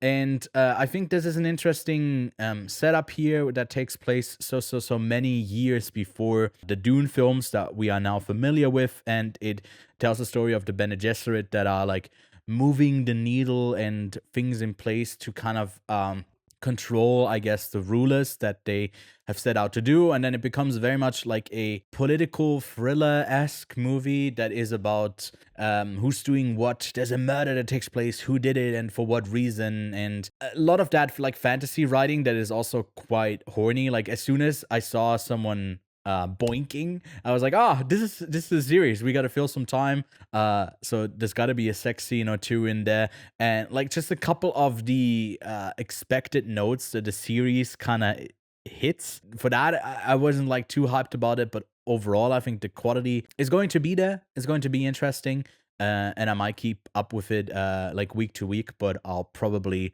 I think it probably is like done early next year.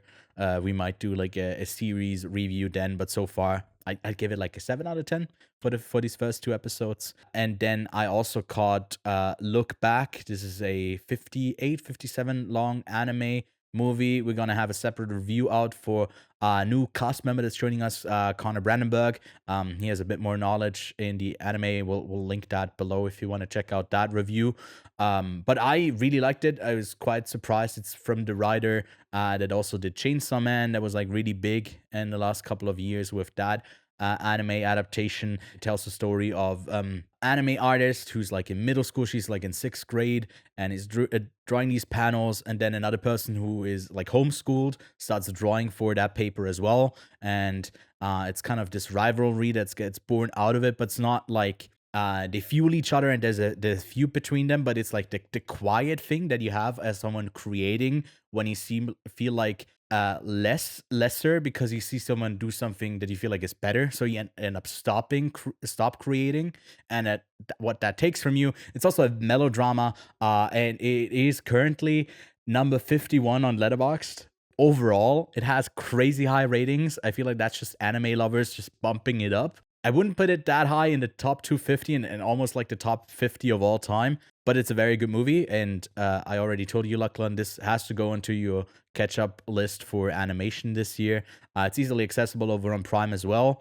And then a quick shout out to Emilia Perez. It's out on US Netflix right now. I didn't like it, but you might do it more than me. I don't know. You might.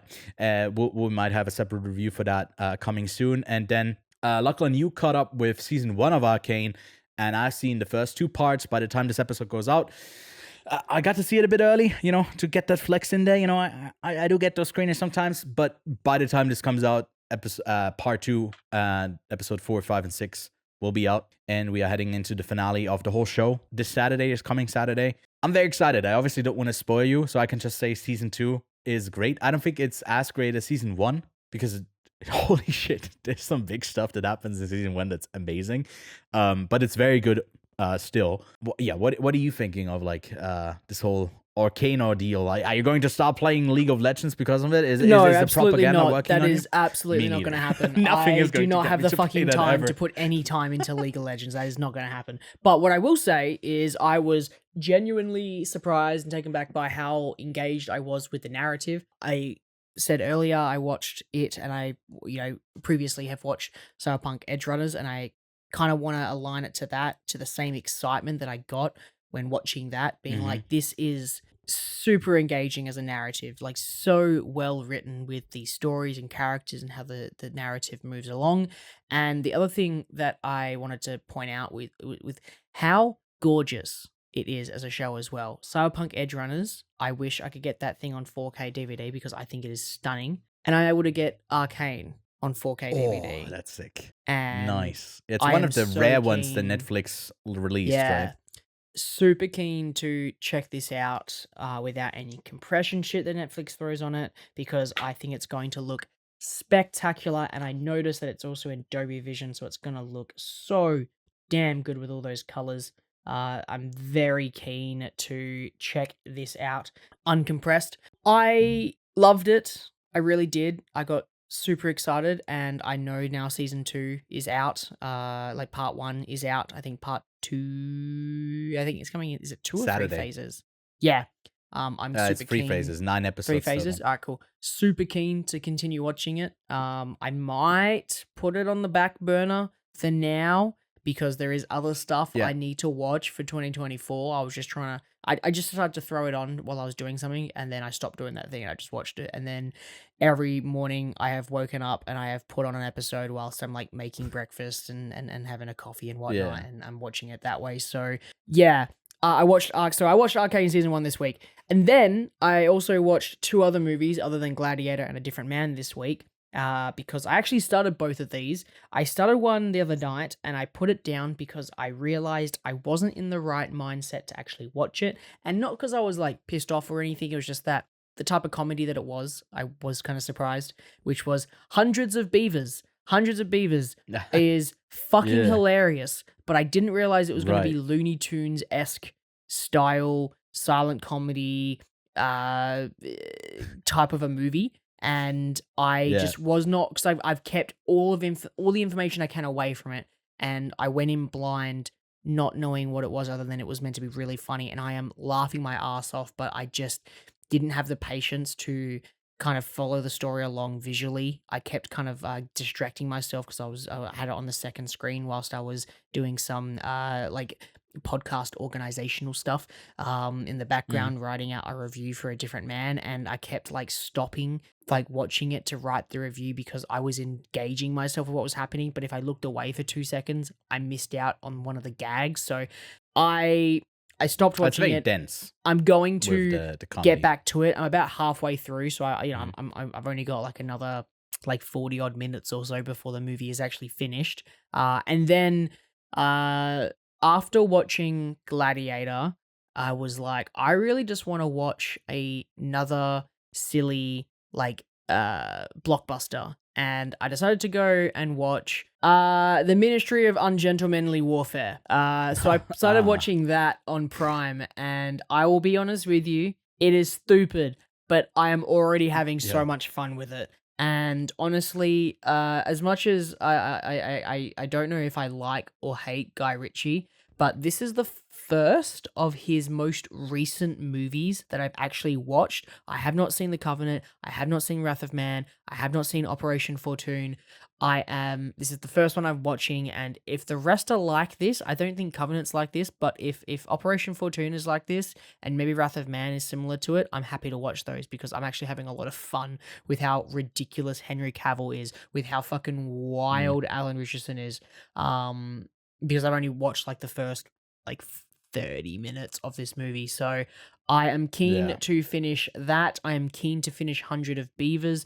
I am currently making my way through that list that I made of all of these movies. I've currently got 60 movies on this catch-up list that I'm trying to which get you can through. Find on Discord as well, right? You posted it there. Yeah, More well, actually, stuff like 59. that I'm going to get rid of Gladiator 2 because I can get off that now. I posted on the Discord of my catch-up lists. So I've got 59 movies I've got to catch up on now, and some of these I don't think I'll be able to get before the end of the year. Some of these are already out. I've got to make my way through the movies that I can see right now, because some of these aren't technically out yet. Like, I don't think I'm going to be able to see Jura number 2 for a while, at least here in Australia. I don't think it's got an actual release date. I think it will probably come out early in 2025. But some of the movies that I've been interested in that I can access now is something like Handling the Undead. I know that it wasn't like an amazing film, but it is something that I'm intrigued in watching. I can finally catch Ewan, say something while I'm trying to find it. Rah!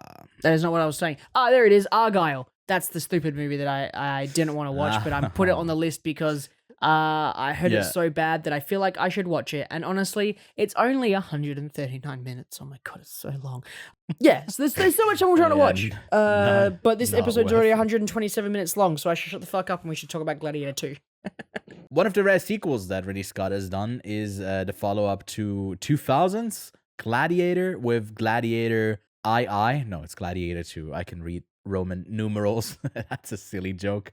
It's a movie that's about 2.5 hours long. It's a bit shorter than the first one, but there's a rumored cut out there that they're not working on anything to release that, but I would be very curious to see that. But Lachlan, what is Gladiator 2 all about? Years after witnessing the death of the revered hero Maximus at the hands of his uncle, Lucius is forced to enter the Colosseum after his home is conquered by the tyrannical emperors who now lead Rome with an iron fist. With rage in his heart and the future of the empire at stake, Lucius must look to his past to find strength and honor and return the glory of Rome to its people. Low-key reads kind of like a Star Wars synopsis, not gonna lie, when you said like the empire is at stake.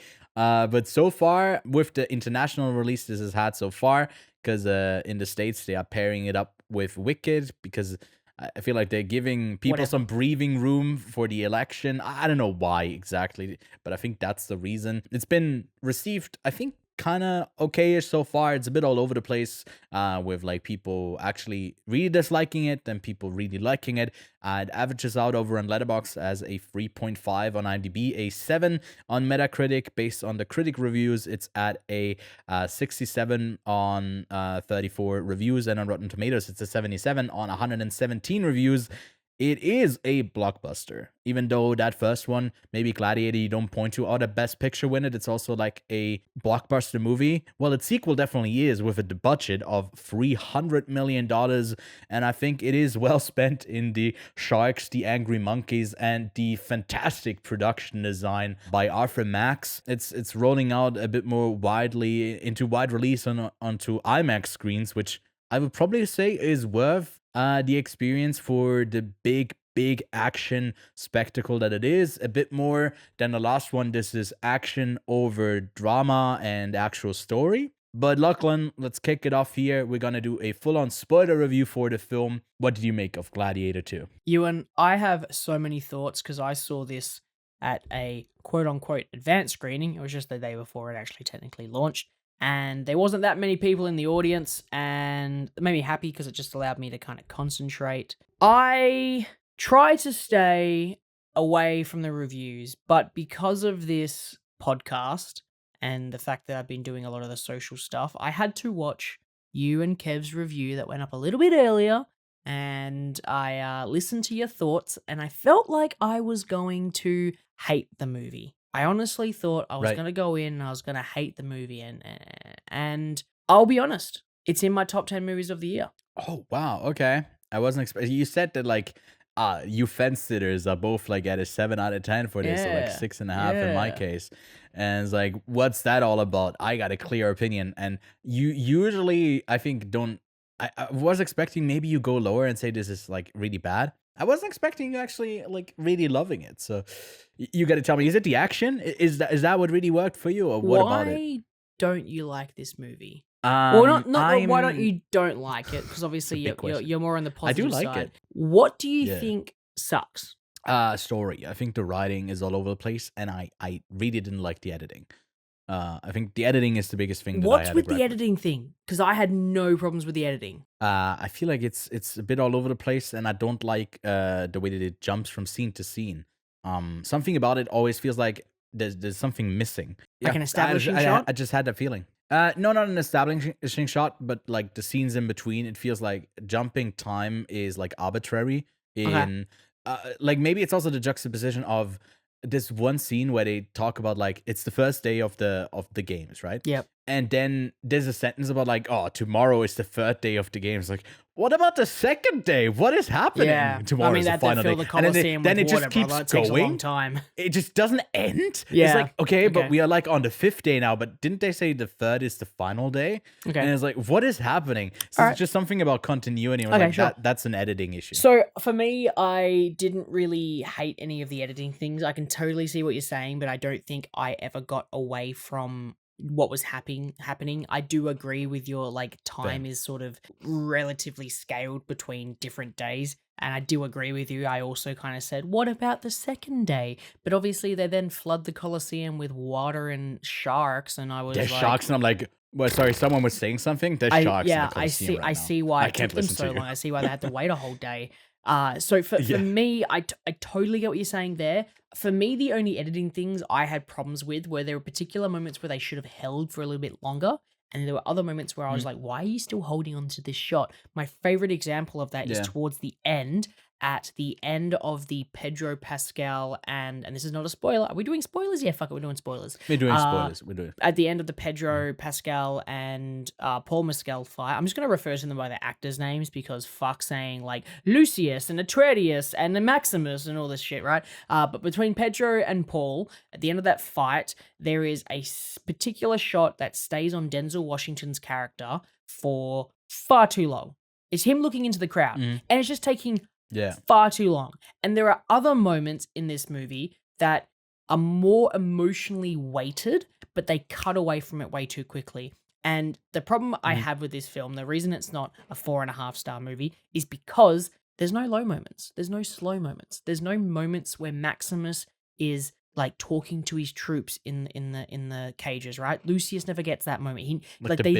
They have those little things to build relationships, like them like laughing and making the monkey sounds and yada yada yada, but you don't feel that relationship building. The problem I think we've got is Maximus as a character in the original one was Rome's greatest what was he? General, right? In general, yeah. He was fantastic with war strategy. He brought Rome all of these conquered lands, and we get that. We get a massive fight in Gladiator, right? One that we don't really. Yeah, we got another general that's Yeah. revered. And I thought we were going with Acacius, right? With and we Pedro. don't really get that same sized battle. We get a small one at the opening of this movie, but we don't really get that same size battle as we did in Gladiator. Nor do we get the same size ones that we got in Napoleon. Nor do we get the same size ones that maybe even the last Jules Kingdom of Heaven. Better Kingdom of Heaven, Yeah. right? So the scale of this movie isn't the same size as Gladiator. But also, this movie doesn't have those low moments that build the characters. And after all, we are introducing 1, 2, 3, 4, 5, 6 new characters into this world, and we don't get any low moments to explore them. So for me, a character like Lucius should have those low moments. We already know who the character is. We already know his background. Maximus was the general. Yeah. He started up here, but he went all the way down here, and he made his way back up, right? The thing is... yeah. Go ahead before I think with Lucius, or Hanno for most part of the film, is that his low moment is supposed to be like his wife dying, and then as you uncover more about him, it's like the constant thing of this is not a new low for him. He's always been at that low since he was sent away. Forgive me. I don't mean low as in low point. I refer to building resilience and building a relationship with the rest of the gladiators in that fight to make them. He has that with the to one him. doctor, I guess. He has the low moments with the doctor, but that's one character who then plays one big important role at the end of the film. But also, this is about the relationship between him and Rome, and we only get it between him and the one character. So, sorry, I don't mean like the low moments for him. Yes, he has a low moment, but I'm talking about the little conversations he has, which is only with the doctor, and it's not with anyone else, right? So for me, I don't think we ever get these emotionally driven scenes. We only get big snippets of it to push the story through. Because the only and the problem with that is that it's all for narrative. It's not for character building. Because Denzel Washington's character is very much the same up until the last third of the film, because that's when all of his character development comes in. That's when he changes. And to be honest, my favorite character in this movie is Denzel Washington's character, because he is the character that has kept me engaged. To be that way, He is cool. He has fucking sick dialogue, even though the dialogue is a bit cringy at times, but he makes it fucking cool. He has a laugh. He's charismatic. He is an actually fun character. Lucius, and this is my easiest example, is Harry Potter. Lucius is very bland. Is very bland. The take on Harry Potter.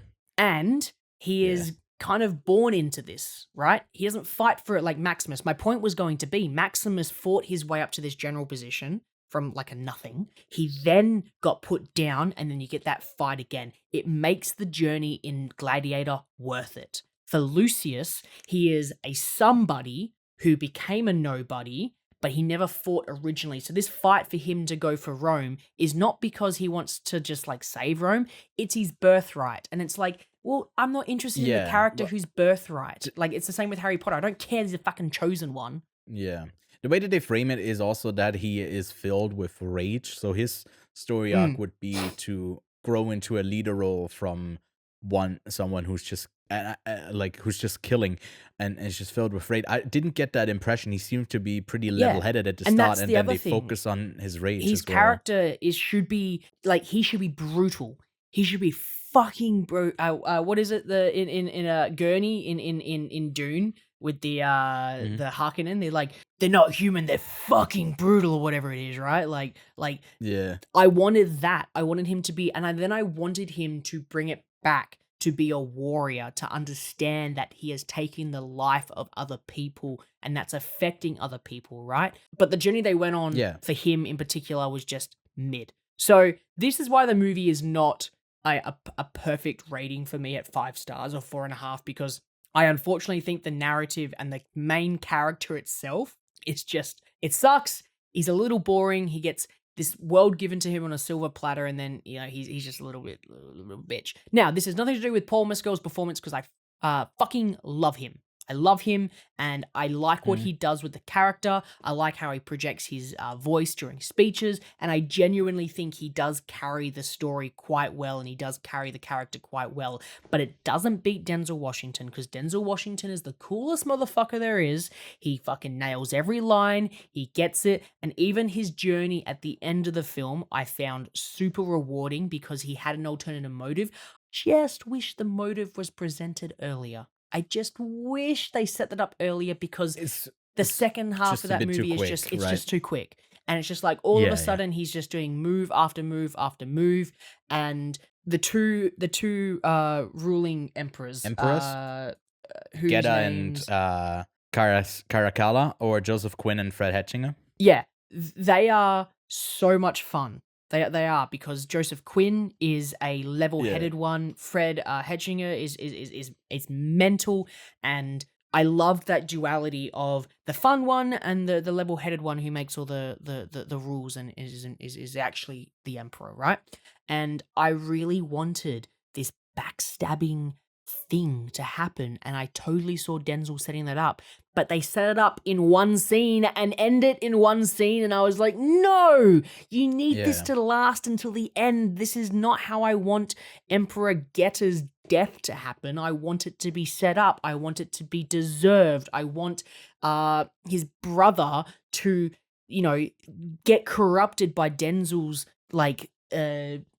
thing, and like mind games, and then fucking kill him. Yeah, it's like ultimately, how about I scheme my way through all of it? Nope, I'm actually just stabbing you in the throat, stabbing you in the ear. Oh my, and I felt that was undeserved. Like, just stabbing him and then like, give me help, and then you could do that. You would have to obviously things aren't going as planned, so he has to quicken the timeline of what's happening, because the army is the people from Acacias are approaching his loyalists, and there needs to be a bit more desperation on his side, and I feel like he still felt like he had the upper hand. A timeline. And the way that make him have a terminal disease or something. I don't know if the Romans had that kind of knowledge, but give him something that puts him on a timeline, because it makes him need to move things further. And the army's a good one, the army approaching, make them further away, make them having to walk back, make it a journey. The unfortunate thing was, yes, the narrative, when you look at it, isn't really that great.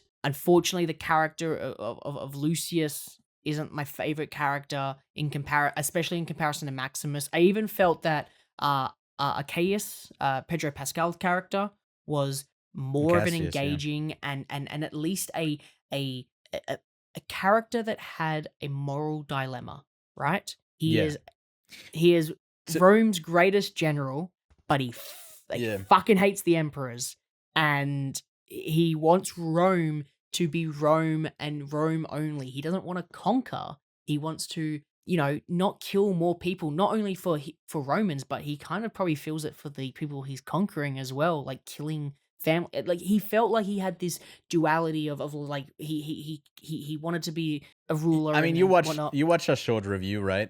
Yes. To me, this is the biggest left potential there. I think that Acacius is actually... It would be they prop up Macrinius with Washington as the main thing, right?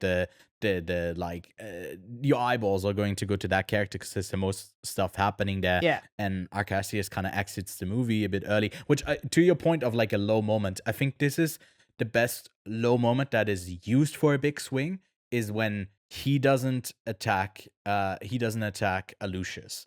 Lucius, in response to that, also doesn't do it, and he gets shot. I don't like the way that it's executed with him shooting. Something about that also didn't completely work with me. It was a bit cheesy. Oh wait, no, sorry, that was earlier when he was shooting his mother. It's the timelines are converging. There's just a lot of arrows are killing people in the gladiator pit for some reason. His death, I feel like, is the catalyst for the army to then really go on a move. Although they were already moved, it feels like a response to that with the rest of the people in the Colosseum. And I think that's one of the moments where it's within one scene where it shifts, and you would want that for the Emperor scene as well, with Macrinius, kind of like the manipulation that happens. I feel like here there's a flipping point for the general Roman people, and there it works successfully. I don't think it works that well with the Emperors there. And with the emperors, I found them engaging because they were psychopaths, and that was the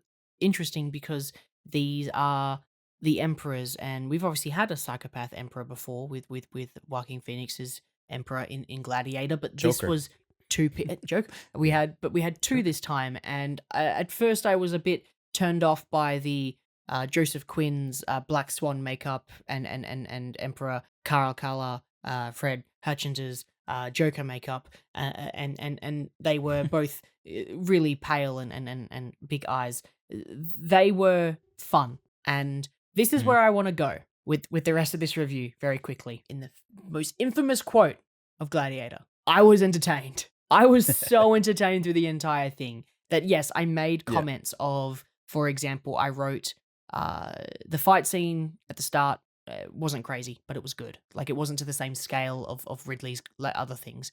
Paul Mescal's speech at the start of the movie was mid. Like, I didn't enjoy it. Yeah. And then later on, I wrote that his final, It's giving theater like play. his final speech, like going out, like was great. Like, I actually thought it was quite good. Yeah.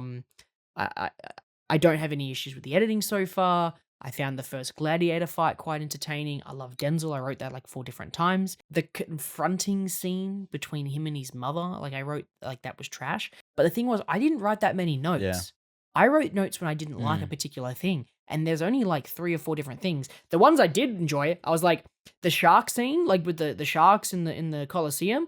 I and wrote the boat and all of it. I smiled when I saw the sharks like first take some. I literally went like this.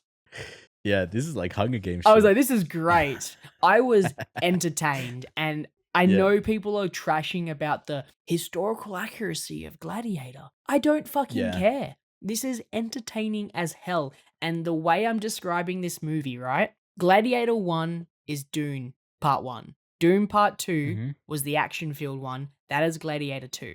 Gladiator 2 is the entertainment piece. It is meant to be the stuff your face with popcorn and have a good time piece. Not have the character development and everything. Like, watch Pedro Pascal get filled with arrows. Watch Joseph Quinn get slashed in the throat and walk around like a madman. Watch Lucius row a boat for 20 minutes or whatever. You watch this like undermining of who's gonna overthrow the emperor with this underground ring that Lucia is planning and scheming. But who the fuck cares? Get away from that and get back to the Colosseum with some fights. I was so entertained through this entire thing, even up to the point at the end where Denzel and Paul fight, and I loved him cutting off the hand and then slicing him up, and then he falls into the water, and I was like, that's so good. Yeah. 2 different armies facing behind him or around him, surrounding him, and just letting them fight, and then all coming together. I was entertained through this movie, and I love that, because that is the best part about this movie. I haven't gone to a movie recently and I felt that entertained. I was impressed by a lot of we talked about A Different Man, that I'm giving this movie 4 stars, by the way. That's where I'm landing at. I'm giving this movie 4 stars, the same as A Different Man, but it's because A Different Man I liked for a lot of different reasons, and I was engaged with that movie, but I don't think I would want to actively go and rewatch that movie again. I wanted to leave work today, because we're recording this early, wanted to leave work today, try to squeeze this movie in before we started recording again, because I really want to see it a second time. I really want to see this movie a second time and see if I am entertained, because this is a movie that I think I could just put on and just watch as like one of those. This is a movie that you don't skip if it's on TV. That's the quality of a dad movie. It's just It's like a dad it's movie. on, and then you're like slowly because okay, I'm folding laundry. Well, okay, I might as well sit down while I do that. Yeah. Oh, grab a snack and actually watch the whole thing. That's quintessentially a dad movie, and not in a derogatory like way at all. This is like the best qualities of that. Yeah. Yeah. I mean, I don't have much to add. I think there's a non-spoiler review out. I think this was more you getting to lay out all your points, and I can just kind of react off of them. And I do agree in a lot of ways. I don't think we're like much apart in the quality of this film. If you give it an 8, I'm at it like a 6.5 because I'm giving it a 7 out of 10 and a 3.5 out of 5 just for unison. It's closer to a 7 than a 6. Whatever. Who the fuck gives a shit about a rating? Because I feel like this is a spectacle. The 300 millions on display, and shout out again to Arthur Max for the production design and the look overall. He's worked with Ridley Scott on the first Gladiator film. He also worked with Fincher on 7, but he also was a part of Napoleon, Prometheus, The Last Duel, and many more films that he's done. I think one of the shortcomings of the film, though, is David Scarpa's script, because he's also done All the Money in the World, which was one of the weaker Fincher films, and Napoleon, which also had its shortcomings around like a historical time period, and there specifically a figure that didn't work. But Lachlan, you raised your hand, and I'm a good teacher. One more thing, man. What do you want to say? One more thing. One more thing.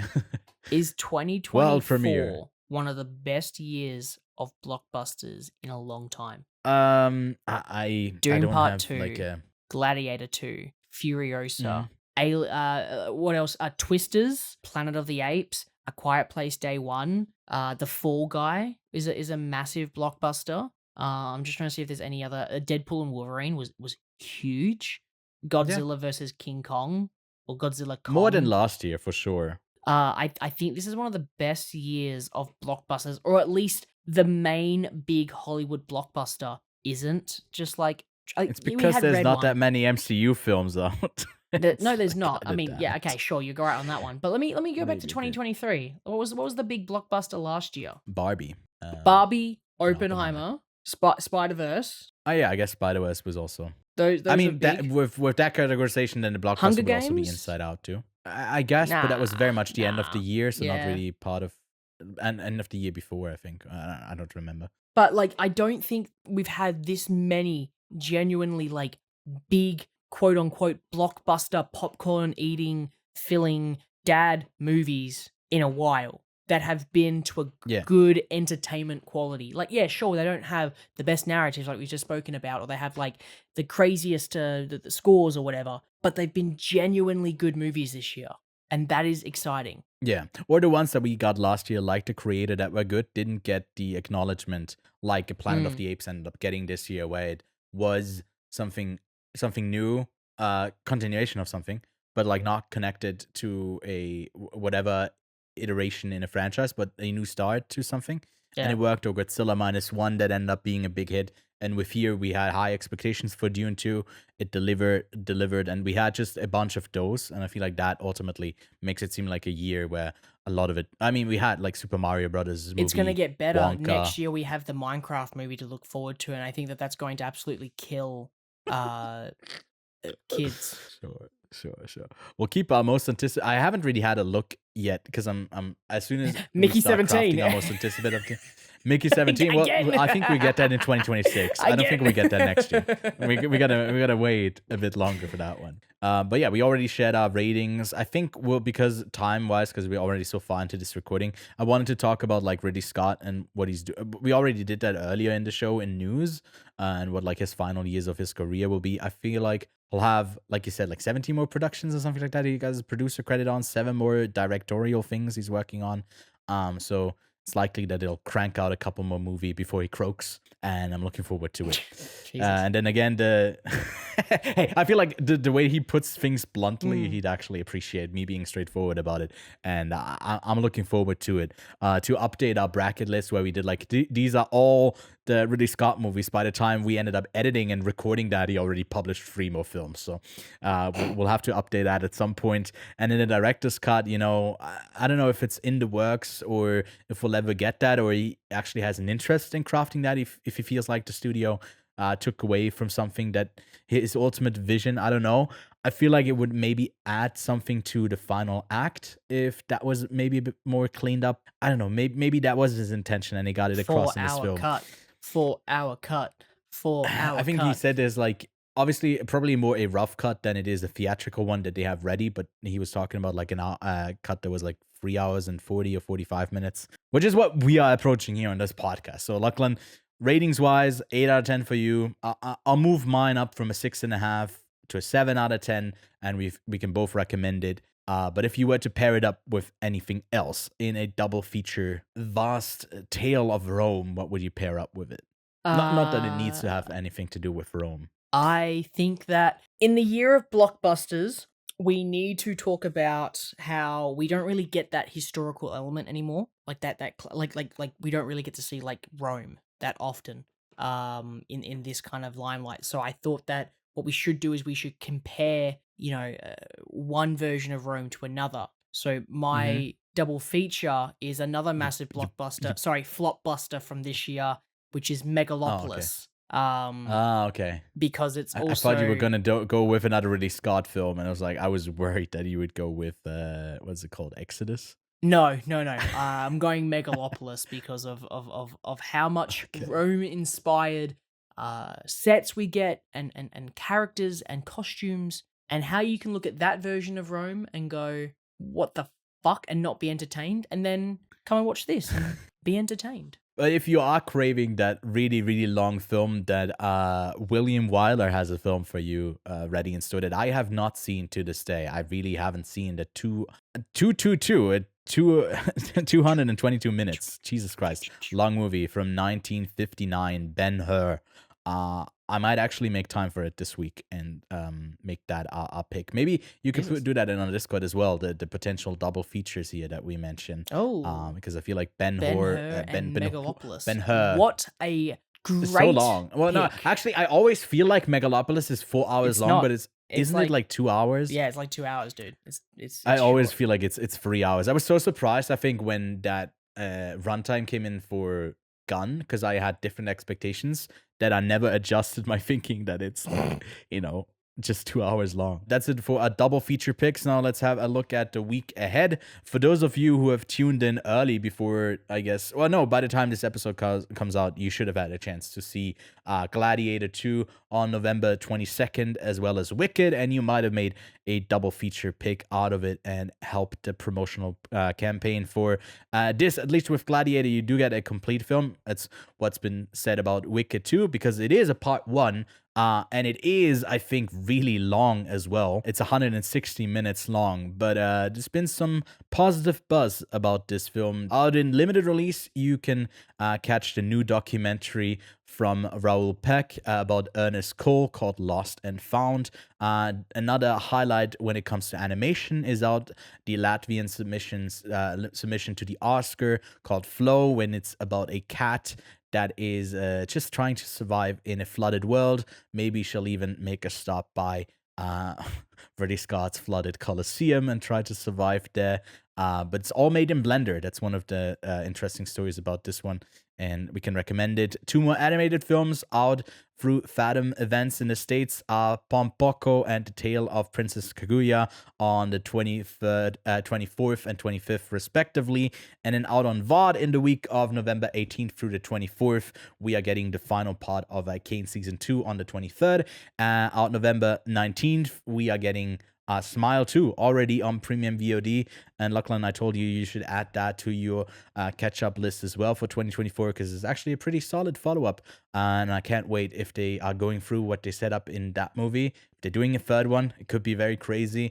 The Merry Gentleman is out, a movie with Chad Michael Murray that I do have it behind me here, all of the seasons of One Tree Hill, because it was like, not many people know about me, but I watched this like religiously when I was really young, when it actually was premiering.